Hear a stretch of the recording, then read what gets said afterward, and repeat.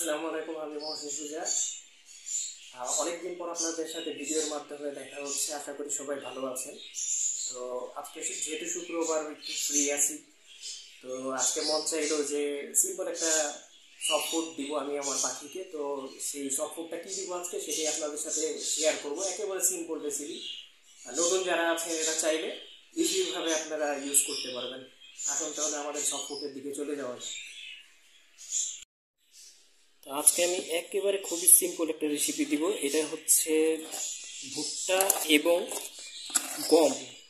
গমের মিক্স। তো এই মিক্সচারটা সাধারণত আমি যে রেশিওটা ফলো করি সেটা হচ্ছে, সহজ হিসাব যদি বলতে চাই, 1.5 কেজি ভুট্টা ভাঙ্গা নেব এবং তার সাথে আমি আধা কেজি গম মিক্স করি। এটাই হচ্ছে আমার সিম্পল একেবারে ফর্মুলা। তো এই দুইটা জিনিস প্রথমে আমি মিক্স করে রাখি, দেন হচ্ছে সেদ্ধ করে নিই। এরপর এটার সাথে আমি অ্যাড করব হচ্ছে গিয়ে হার্ড বয়েল এগ কুচি করা। মোটামুটি এখানে আমার 250 গ্রাম ভুট্টা সেদ্ধর যে মিক্সটা আছে তার সাথে আমি একটা হার্ড বয়েল এগ মিক্স করেছি। এটা ভালোভাবে আমরা মিক্স করে নিব।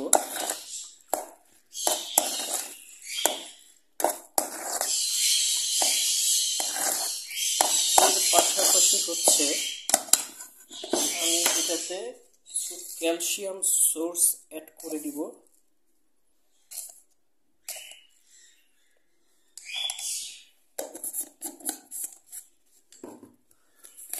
এরই সাথে অ্যাড করব হচ্ছে হার্বস।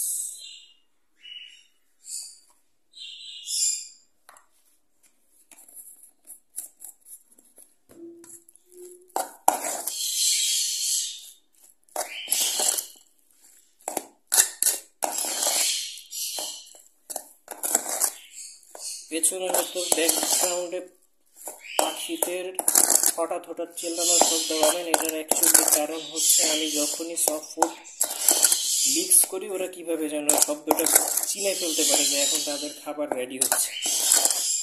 এই কারণে তারাও সেখান থেকে সংকেত দেওয়া শুরু করে দেয়। আচ্ছা, এর পাশে আমি অ্যাড করি হচ্ছে, আজকে অ্যাকচুয়ালি অ্যাড করব অল্প, খুব সামান্য অল্প পরিমাণ, দ্যাটস এনাফ। আজকে অ্যাড করছি হচ্ছে কালিজিরার তেল।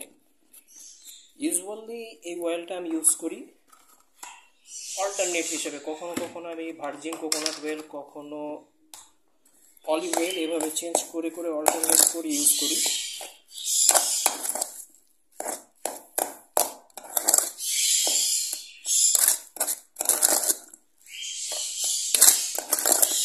এছাড়া আমার এভিয়ারি যেহেতু ইনডোর এভিয়ারি, তো সানলাইট ধরতে গেলে পাওয়াই যায় না একেবারে, সেজন্য সেটার